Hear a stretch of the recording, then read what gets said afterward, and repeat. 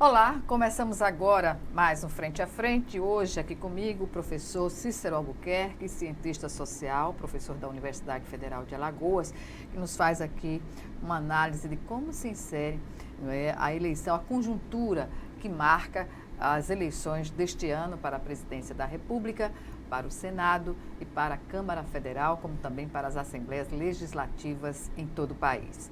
Bem, professor, obrigada antecipadamente por sua presença aqui, mais uma vez, dando essa contribuição cidadã, eu diria, no entendimento das questões que estão na ordem do dia, não só para a classe política, mas também para a população brasileira. Em relação às eleições para a presidência da República, a eleição presidencial de 2018, ela vem dentro de um contexto bem diferente das eleições anteriores, né? Há um acirramento político que se polariza tendências e ideologias, tanto de direita como de esquerda no país. E isso foi mais evidenciado a partir agora da prisão do ex-presidente Lula, que é um marco também na história republicana. Como o senhor avalia essa conjuntura, no que ela pode proporcionar de imediato, digamos assim, a perplexidade da população brasileira sobre o que está ocorrendo no país? Boa tarde, Gorete, Alagoas. Primeiro dizer que o Brasil vive um momento de anormalidade política e democrática, né? Nós estamos num momento de exceção. É preciso ter clareza disso. O que nós estamos vivendo não é uma situação comum, é uma situação excepcional. A gente tem um país fracionado, dividido, mas nós temos uma situação de permanente desrespeito à lei e à normalidade democrática e constitucional. A prisão do presidente Lula é uma grande expressão disso. O golpe que tirou a presidente Dilma é uma outra grande expressão disso. E o país vai para uma eleição excepcionalmente nervoso, excepcionalmente inquieto, porque nós não temos condição nenhuma hoje de discutir com tranquilidade uma saída para a crise que nós estamos vivendo. O país está inquieto porque nós não temos lideranças que capitalizem o sentimento popular e que expressem esse sentimento popular apontando saídas. Não é possível que a gente não entenda que o que nós estamos vivendo hoje é uma situação de crise, de limite e que não é permitido pensar saída por fora da democracia e por fora da Constituição. Professor, uma característica dessas eleições, há uma quantidade imensa de pré-candidatos à presidência da República, como nunca se viu, não é? E aí fica o eleitorado, como deve ver essa pluralidade? As pesquisas estão dizendo que, apesar da prisão do presidente Lula, o presidente Lula venceria a eleição possivelmente no primeiro turno e que ele tem hoje a soma dos votos dos adversários. Isso já nos põe numa situação muito curiosa. Mesmo com a prisão, o capital político do presidente Lula permanece o mesmo? O capital político do presidente Lula cresceu. Qualquer bom observador saberia identificar esse processo. E foi estabelecido.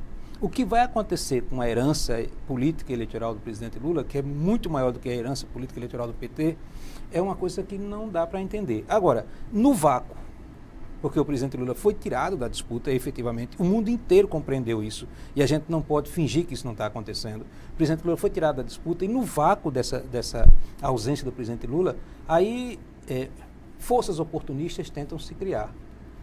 Qualquer organismo humano, qualquer organismo social, como um organismo humano, na deficiência, na ausência, os oportunistas aparecem. E nós temos hoje no Brasil uma infinidade de candidaturas, algumas absolutamente legítimas, mas outras absolutamente oportunistas, que acham que agora é possível pensar que pode ganhar a eleição. Não é.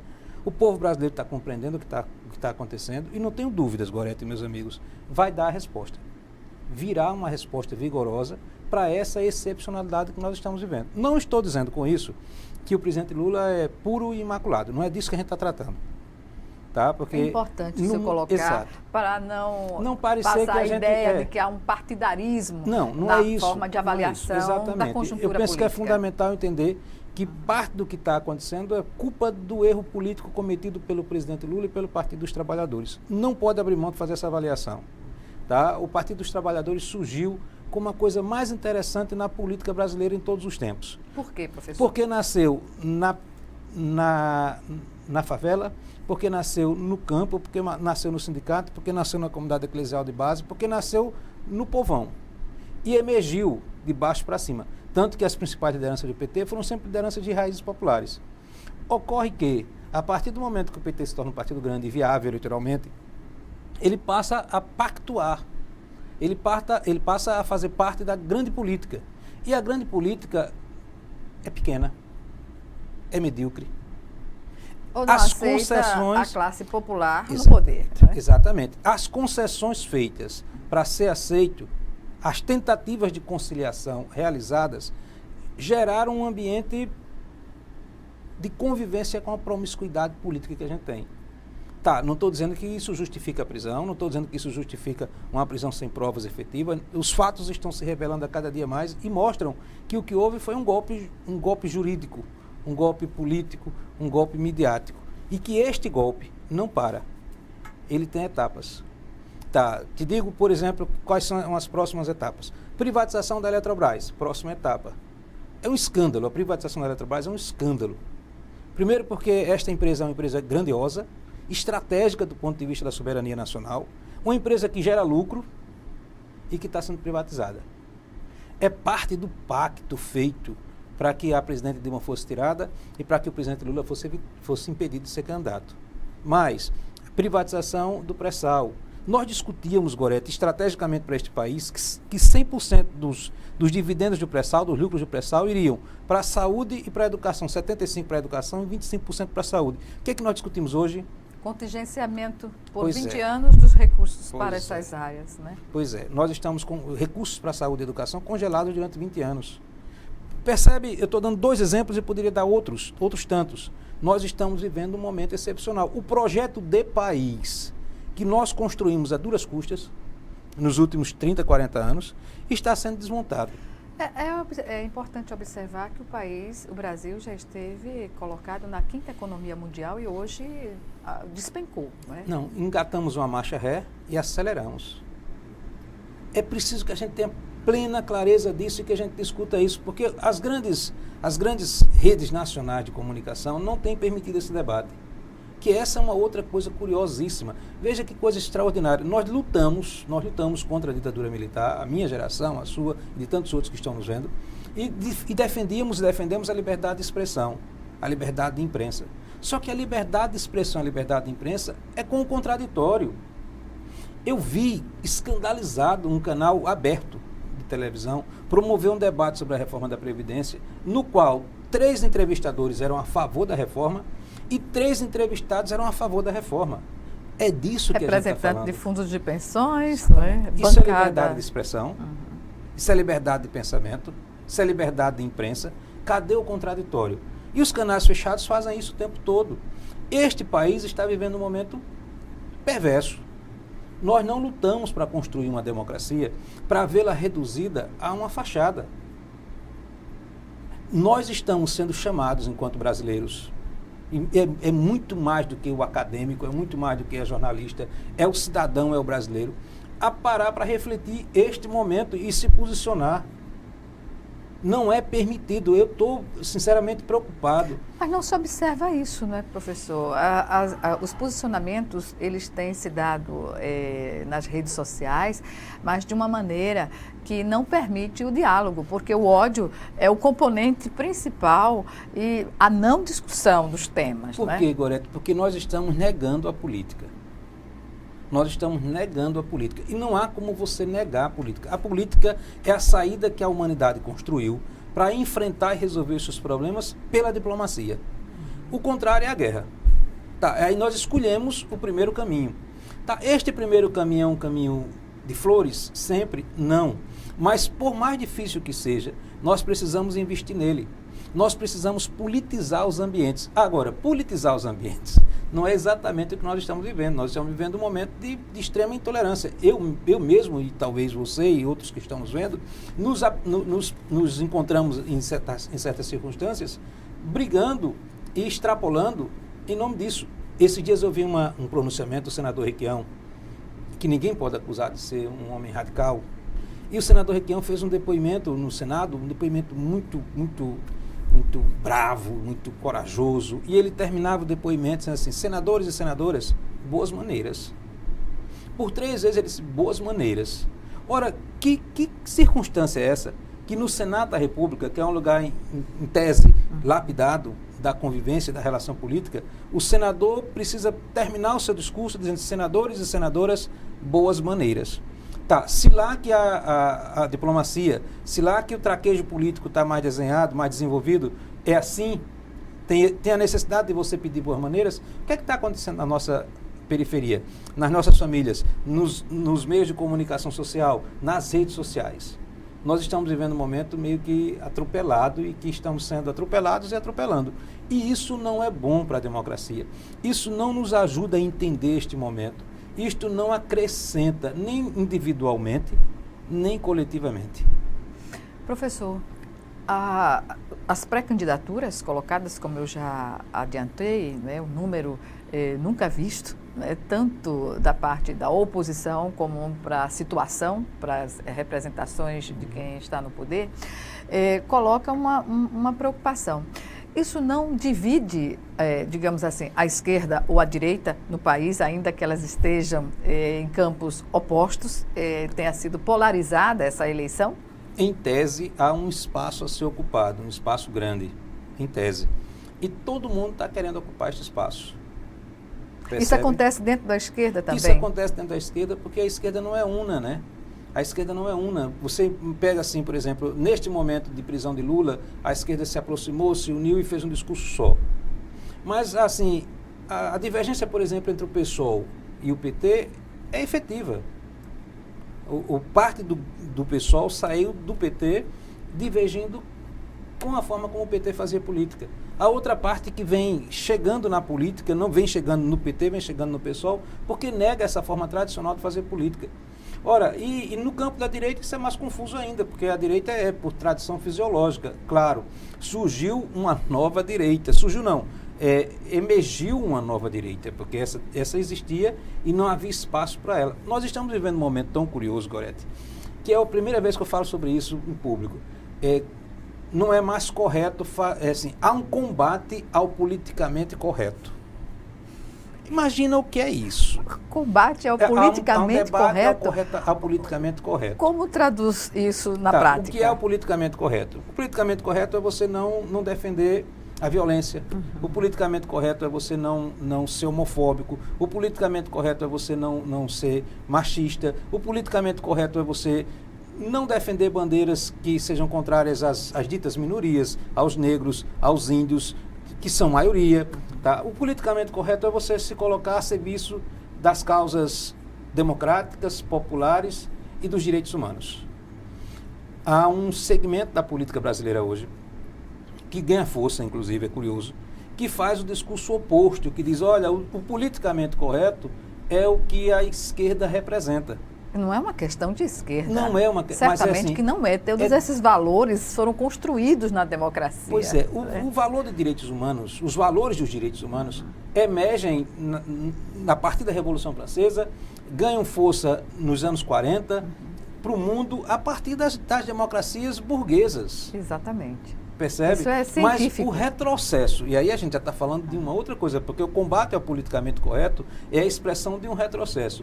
O retrocesso que nós estamos vivendo hoje é tão grande que há o combate ao politicamente correto e há o combate àquilo que ficou edificado como valor fundamental de vida em sociedade. Nós estamos combatendo valores constituídos como fundamentais à vida em sociedade. Ou seja, a gente tem uma porta aberta para a barbárie, em todas as expressões, não é? Quando a Alemanha descambou para o nazismo, quando a Itália descambou para o fascismo, o caminho trilhado foi um caminho parecido com este. Estes dias eu voltei a ler um livro de um sociólogo alemão chamado Norbert Elias, Os Alemães. E ele faz a biografia da sociedade alemã e de uma parte da Europa, e ele mostra, e eu estou percebendo as semelhanças e os diálogos, as similaridades com o que nós estamos vivendo no Brasil recente. E este evento recente do Brasil, da emergência de um pensamento autoritário, de um pensamento machista, homofóbico, racista, tá? Todo este debate, ele não era um debate esperado por nós. E é um debate com o qual nós não estamos sabendo lidar. Professor, sobre essa questão específica, a gente vai tratar no próximo bloco. Voltamos em 1 minuto. Até já.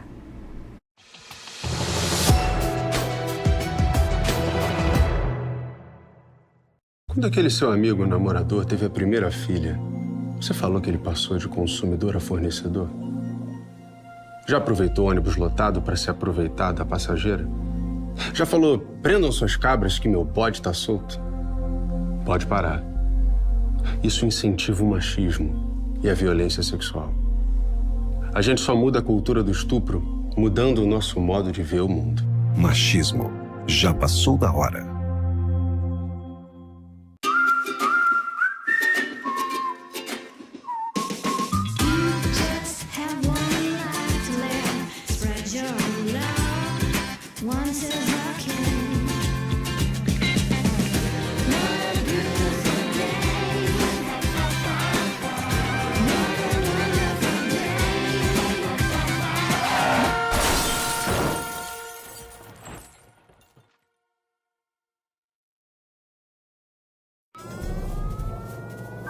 Há mais de 40 anos, um grupo de médicos criou uma organização de emergência médico-humanitária capaz de oferecer ajuda às pessoas em meio a desastres naturais, epidemias ou guerras, atendendo os mais necessitados sem se importar com raça, religião ou ideologia. Hoje, Médicos Sem Fronteiras envia equipes totalmente preparadas para responder a emergências por todo o mundo. Nossos profissionais são financiados por pessoas como você e eu. Conheça-nos, participe, apoie, porque juntos chegamos mais longe.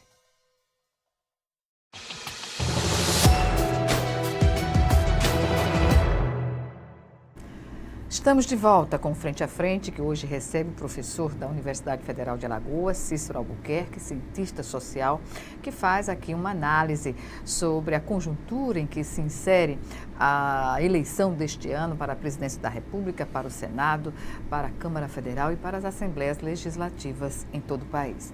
Inicialmente, estamos tratando uma questão mais nacional, mas vamos chegar também às peculiaridades das Alagoas. Professor, nós falávamos no final do bloco anterior do perigo que representa essa postura agressiva de se discutir a política, levando para o caminho do ódio, do pouco bom senso e até mesmo uma defesa aberta do que representou um atraso para o país, que é a volta da ditadura militar, como tem colocado alguns candidatos que postulam a presidência. Nesse sentido, o senhor fazia uma alusão ao perigo que isso representa para a democracia no país.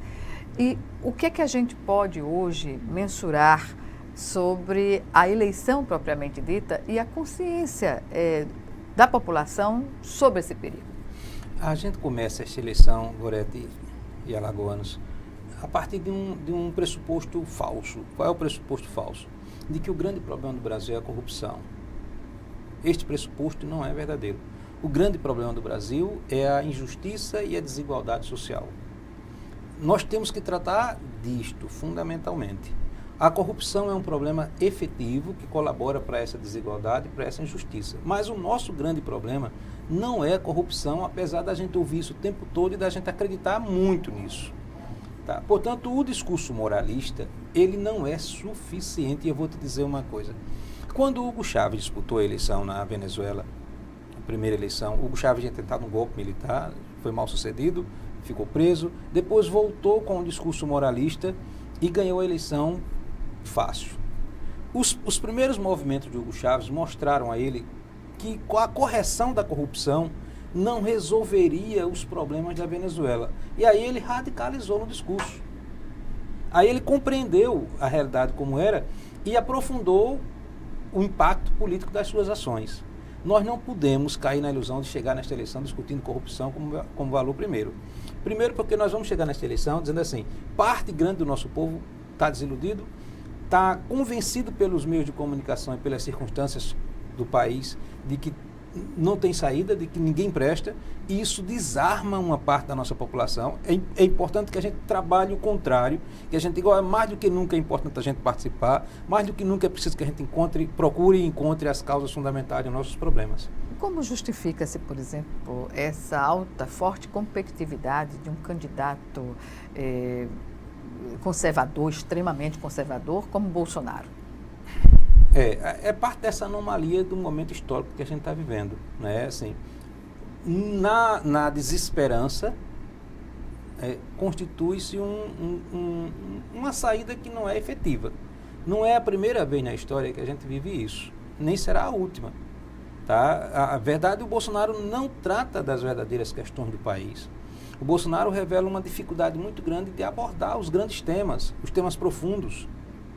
Mas ele tem conseguido dialogar com uma parte da população que também tem uma característica nele que é uma característica que as pessoas têm compreendido, que assim, ele fala direto e as pessoas recebem essa mensagem direta. Mas o Ciro Gomes também faz isto. E por que o Ciro Gomes fazendo isto não tem tido o mesmo impacto? Porque o Ciro é mais consequente no debate. Quando o Ciro diz assim, a privatização da água, a privatização da energia, a privatização de setores estratégicos, eu não banco. Eu vou romper com isso. O Ciro está apontando para aquilo que contraria os grandes interesses que estão nesta eleição. Os grandes interesses que estão nesta eleição são os grandes interesses do capital, seja ele nacional, internacional, né? Seja ele internacional. Quando o capital internacional avança sobre setores estratégicos da economia brasileira, quem perde somos todos nós, quem perde é o país, quem perde é um projeto de país autônomo. Fazendo parte dos BRICS. Exatamente. Ora, nós precisamos lutar contra o rebaixamento do debate que nós estamos vivendo. Nós que fazemos ciência, vocês que formam opinião pelos meios de comunicação, nós não podemos cair na sedução, e todos que estão nos vendo, não podemos cair na sedução do debate fácil, porque é falso. O momento exige que a gente tenha cuidado, rigor, atenção, zelo pelo país no qual a gente vive e capacidade de distinguir o joio do trigo, porque a distinção do joio do trigo tem que ocorrer. Quando o senhor fala a distinção do joio do trigo, a gente tem que considerar também que até agosto, digamos assim, muitos desses pré-candidatos já não existirão mais, né? Eles podem também abandonar a corrida, sim, né? Sim. Eu penso que no campo da esquerda ficam 3, 4 candidaturas. Tá? No campo da direita também 3, 4 candidaturas de maior porte. Ainda assim, não dá para se prever quem pode ganhar essa eleição, também né, é uma professor? forma de compor para no segundo turno dialogar mais. Tá? É aquilo que eu dizia, é um espaço de disputa. Aquela sua primeira pergunta é assim, não dá para responder isto ainda, agora, mas dá para a gente dizer o seguinte, na esquerda tem a candidatura do Boulos, tem a candidatura da Luciana, tem a candidatura do PT, deve vir uma candidatura aí, sim, tem uma candidatura do PT, e tem do PT, eu já coloco o PT no centro, a candidatura do PT é uma candidatura de centro, o PT vem sendo um partido de centro, o PT é um partido social-democrata. A sua essência. Na sua essência, ele é um partido que nasceu socialista, divulgando a defesa do socialismo. Na sua trajetória, ele foi para o centro. Com setores à esquerda, minoritários, bem minoritários, e com setores à direita. Você não pode dizer que um Delcídio de Amaral nunca foi de esquerda. O PT acolheu essa gente. E a composição mesmo para a primeira candidatura de Lula à presidência com o Zé Alencar, que era um empresário nacionalista. Um liberal. Que naquele momento cumpriu um papel extraordinário, porque o Zé Alencar, apesar de ser um liberal, apesar de ser um cara do campo da direita, era um cara com valores de vida em sociedade fundamentais. Tinha boas intenções com o país. Tinha boas intenções, porque assim, o que esse momento histórico nos diz, Gorete, e nos diz com muita força, é que não é permitido maniqueísmos. os maniqueísmos todos cairão por terra, mais cedo ou mais tarde. Assim, quem tem honestidade intelectual, e nós precisamos ter, tem que assumir a realidade como ela é e não como a gente quer que ela seja. Não é o meu discurso que faz a realidade ser. Se eu tiver zelo, se eu tiver rigor, eu vou me aproximar da realidade e dialogar com ela. Senão, eu vou tentar alterá-la, tentar camuflá-la. Portanto, vamos ter zelo, vamos ter cuidado, vamos ter rigor. Muita calma nessa hora, porque o que nós precisamos nesse instante é de sensatez. E tem nos faltado. E de compromisso, assim, de compromisso ético, cívico. É um apelo, não dentro desse patriotismo vulgar, mas é um apelo em nome de que nós temos um país que tem grandes problemas. Somos um país rico e um povo pobre. E a primeira vez que a gente encurtou a distância entre ricos e pobres, assim, tem sido um momento muito rico, mas tem sido um momento muito combatido. O Gessé de Souza está com um livro, A Elite do Atraso, e o Gessé vai falar da herança da escravidão, e o Gessé diz que essa ralé que veio da escravidão, não, tem mais do que uma ralé que veio da escravidão. Tem uma ralé que veio historicamente dos pobres livres. Percebe? Que é para além da escravidão. É um sofrimento outro, a classe popular, que são milhões. E não podem ser ignorados. Não é? E que tiveram pela primeira vez a oportunidade de acessar bens que são fundamentais, que grande parte da humanidade já experimentou, e que o Brasil não tem sentido uma sociedade, um país rico tendo um povo pobre. É uma contradição terrível. E esta contradição saiu de pauta. E esta contradição saiu de foco. E o que nós temos discutido é a corrupção no Estado. A corrupção é, antes que tudo, um evento privado, que chega no Estado se apropriando da máquina do Estado para utilizá-la em benefício próprio. Todo grande ato de corrupção tem um grande empresário por trás. O político não é o corruptor, o político é o corrompido. Não estou dizendo que ele é menos culpado e que deve ficar em situação de impunidade, não. Mas quem corrompe, em geral, é o empresário, é o capital, é o mercado, que transforma tudo, a lógica do fetiche da mercadoria, que Marx disse, transforma tudo em bem de mercado, e que usa isso em favor. Quatro bancos no Brasil monopolizam a economia brasileira. Nos Estados Unidos, que muita gente tem como referência, não existem bancos nacionais, são bancos estaduais. Algumas empresas de comunicação monopolizam a opinião no país. Está errado. Este é um debate que a gente tem que fazer. Este é o debate efetivo. Nós produzimos metade de tudo que nós produzimos, e todos os impostos que nós pagamos, Gorete, são usados para pagar juros do serviço da dívida. De novo, o sistema financeiro. E que o sistema financeiro, com ou sem crise, é o setor que mais cresce no país, que mais tem vantagens econômicas. Né? E quem é que está discutindo isso, efetivamente? Professor, retratos da crise econômica que a mídia, em geral, não toca nesse assunto. Né?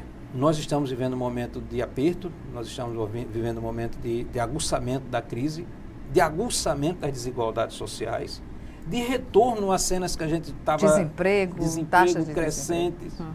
E aí precisa fazer justiça. O governo Dilma abre este momento, porque a gente precisa lembrar com toda clareza que a gestão Dilma, o segundo mandato Dilma, com o Joaquim Levy, começou a implantar uma série de políticas que são contrárias, que foram contrárias ao povo. Por isso o governo Dilma perdeu o apoio popular, e isso também precisa ser dito.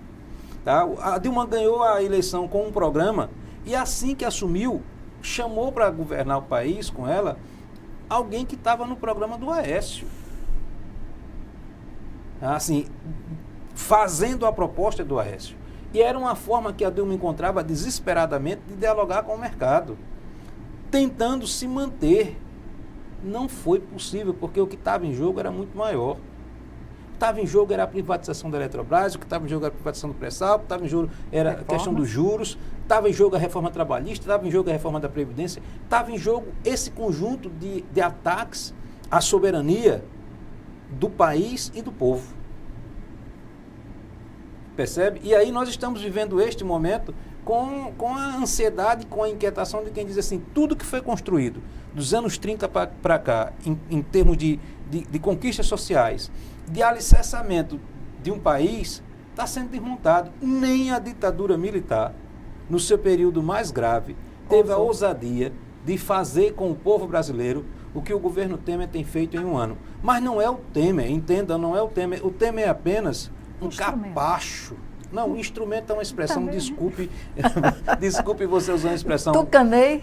Uma expressão elegante, eu vou usar uma expressão mais verdadeira. Um capacho do grande capital. Eu sei que é duro, mas não pode ter mascaramento da realidade nesse momento. Não estou dizendo que você está mascarando, não. Estou dizendo assim, que é dureza, assim, a elegância de Goretti não é a mesma minha, tá certo? Pelo menos hoje. Mas dizer assim, professor, tem que ser duro para dizer assim, Temer é apenas um capacho desse processo. E te digo mais, e escutem o que a gente está dizendo. Passado o governo Temer, ele vai para a roda da tristeza e da amargura e da solidão, e se não da prisão, como outros irão. O que está acontecendo com o Lula também é preciso ser dito. O Lula acreditou que podia pactuar, que podia conciliar com a elite econômica política nacional. Quando o Lula se prestou a perseguir os que ele chamava de radicais no PT, para acenar para o mercado, e para o grande empresariado, e para os setores conservadores do país, de que ele tinha o comando do partido, de que o partido era algo muito menor do que ele sempre foi, ele também contribuiu para que isso chegasse ao ponto que chegou. É duro dizer isso, mas é assim que a gente tem que tratar a realidade, porque é assim que ela é. A realidade tem que ser tratada da forma que ela é. Professor, nós vamos chamar agora o nosso segundo e último intervalo, e já estaremos de volta.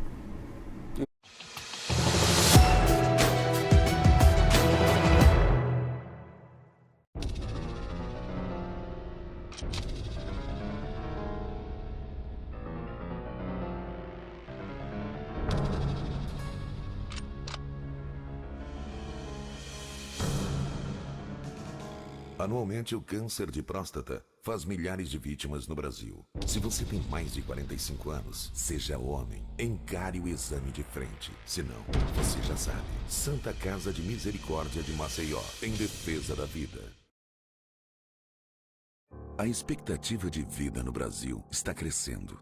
Você pode escolher entre ficar parado ou viver uma vida longa e proveitosa. Abandone vícios que fazem mal à sua saúde e apoie-se em práticas saudáveis. Você vai descobrir que pode ir muito mais longe. Envelhecimento ativo. A gente apoia essa ideia. Santa Casa de Misericórdia de Maceió, em defesa da vida.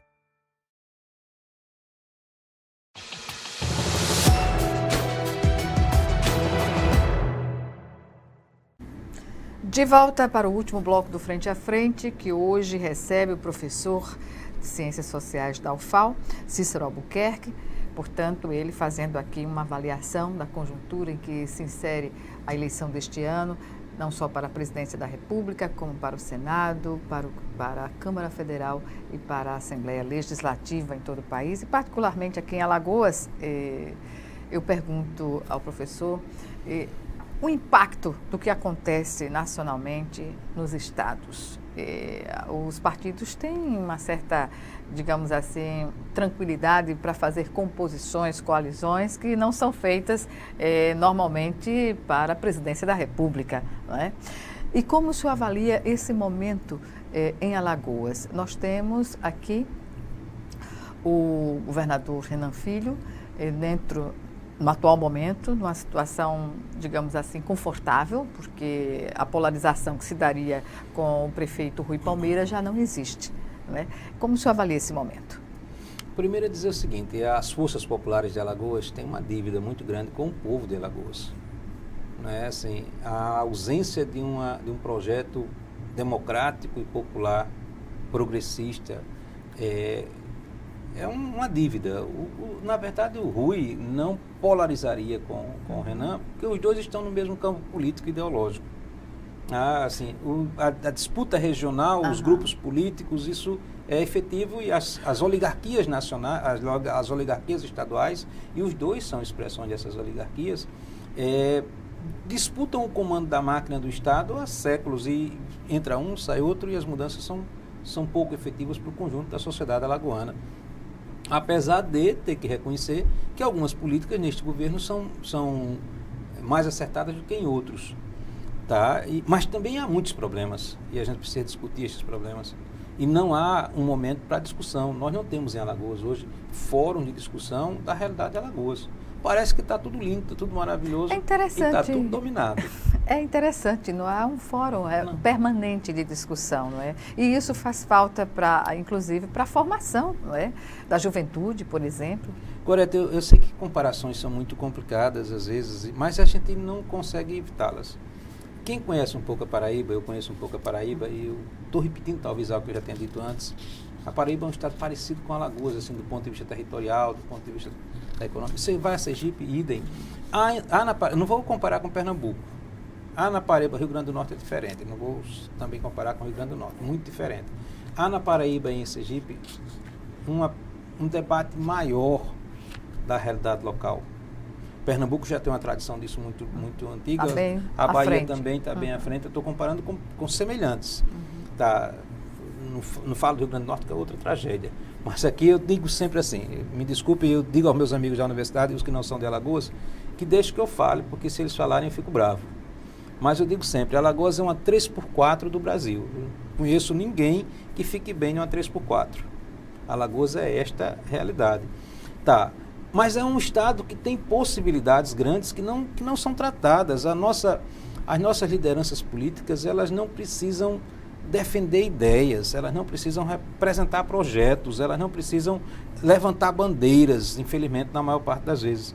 Elas são frutos dos conchavos e das relações familiares, e isso é uma tragédia para uma sociedade como a nossa em Alagoas. Nós precisamos fazer em Alagoas um grande debate sobre o que nós queremos ser. E, infelizmente, esta monopolização política que se dá em torno da figura do governador não vai nos permitir isso. Pelo contrário, vai fragilizar esse debate. E não é o debate do fulano contra o Beltrano, não é disso que eu estou tratando. É o debate de projetos. Por isso que eu comecei dizendo assim, as forças populares têm uma dívida, porque elas têm o dever de apresentar um projeto alternativo para Alagoas. Ainda que não tenha a condição do enfrentamento, de ter uma boa performance diante do quadro eleitoral, exatamente, isso. Mas teria que apresentar uma alternativa, uma terceira via. Um projeto político, e eu desconfio que esse projeto político ele vai acabar se constituindo como segunda via. Assim, a gente tem a possibilidade de sair desta eleição com uma liderança à esquerda projetada para o conjunto da sociedade alagoana. Por quê? Porque nós não temos alternativas. A direita monopolizou, não sei se vai haver uma candidatura no campo do PSDB e de partidos que orbitam em torno do PSDB, mas assim, a retirada do Rui, do prefeito Rui da disputa, deixou um vácuo que dificilmente será ocupado. Entendeu? Assim, as pesquisas indicam, por outro lado, que a candidatura do governador Renan Calheiros, ela tem um teto, e já está nesse teto. Percebe? E que uma candidatura nova, criativa, com conteúdo político, com capacidade de diálogo, que não fique repetindo frases feitas, como eu tenho visto, tá certo? Mas que consiga dialogar com o povo, pode sim nos colocar num campo de debate que não tem acontecido. E eu não sei se isso vai acontecer, mas eu penso que isso pode acontecer. Professor, historicamente, a classe média é chamada para as transformações, não é? Até para a defesa do que é necessário para a classe popular. Mas hoje, que avaliação pode se fazer do papel da classe média, não só nas eleições, mas na discussão política e ideológica do país, já que, assim, observando-se muito superficialmente, a classe média teve uma participação aí no impeachment da presidente Dilma, teve a participação em mobilizações imensas no país, mas ela está meio calada sobre o que acontece, não é? Eu penso que um setor da classe média, um setor que participou desse processo, está envergonhada, tá certo? Está constrangida, porque botou a cara no lugar errado, fez papel, pagou mico quando bateu panela, em nome de um projeto que se revelou pior do que o que a Dilma representava naquele instante. Tá. A classe média, historicamente, eu volto àquele debate da Alemanha, a classe média serve ou aos avanços, ou ela cumpre um papel progressista, ou ela cumpre um papel reacionário e fascista. Neste instante, importantes setores da classe média estão identificados, e aí eu sofro em dizer isso, identificados com um projeto mais fascista, mais conservador, e não é conservador, e não é fascista porque é conservador, há conservador que não é fascista, mas é um fascismo conservador que a gente tem visto crescendo. E essa classe média desavisada, ela embarca num projeto que é uma aventura e que representa um risco estratégico para a vida em sociedade. Não é possível viver em sociedade se você acirrar e levar aos extremos. Este país tem 40 anos de construção de uma resistência democrática popular. Este país teve um governo como o governo Lula com uma série de conquistas para os setores populares. Não pensem que é possível passar por cima disso simplesmente.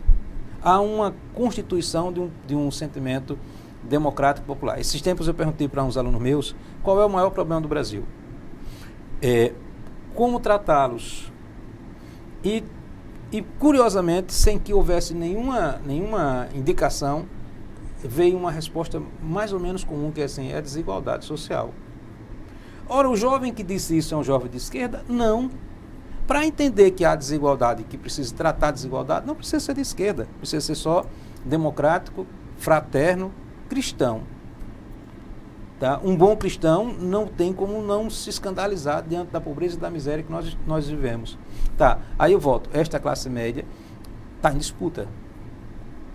E setores importantes desta classe média, setores progressistas, precisam voltar à ativa. Sob pena, como aquele poema do Brecht, né, que diz assim, na primeira noite, na segunda noite, e como eu não fiz nada, sob pena de chegar um momento de não ter mais o que fazer. É o momento da resistência democrática.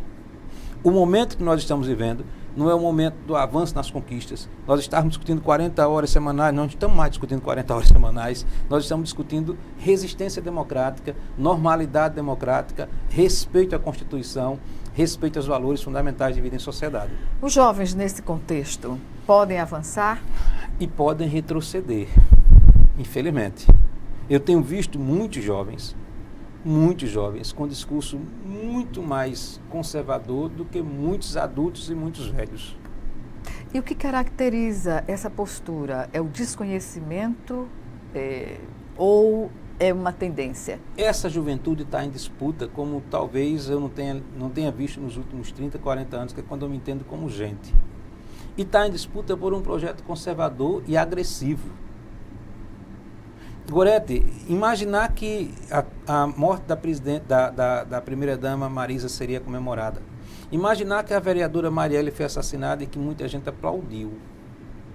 Imaginar que o ônibus no qual andavam 2 ex-presidentes foi baleado e ninguém se escandalizou. Imaginar que um homem vai à rua e dá surra de reio. Essas coisas são coisas que pareciam fora do nosso horizonte social. Por isso que eu falo de retrocesso e por isso que eu falo da necessidade da gente se erguer em defesa da sociedade justa, da sociedade democrática, da sociedade fraterna. Porque senão a barbárie pode chegar antes do que se prevê. Não é? Nós já estamos vivendo uma parcela das nossas existências em estado de barbárie. Não é que a barbárie pode chegar, a barbárie já está convivendo conosco, pode ser mas não é hegemônica. Mas não é hegemônica. A hegemonia ainda é dos valores que eu considero, e creio que você e outros tantos consideram, edificantes.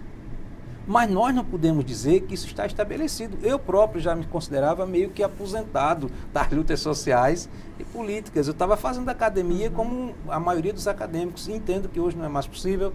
Temos que reagir. Professor, foi um prazer tê-lo aqui no Frente a Frente novamente e lamento que o nosso tempo tenha terminado. Dias melhores irão. Até uma próxima oportunidade.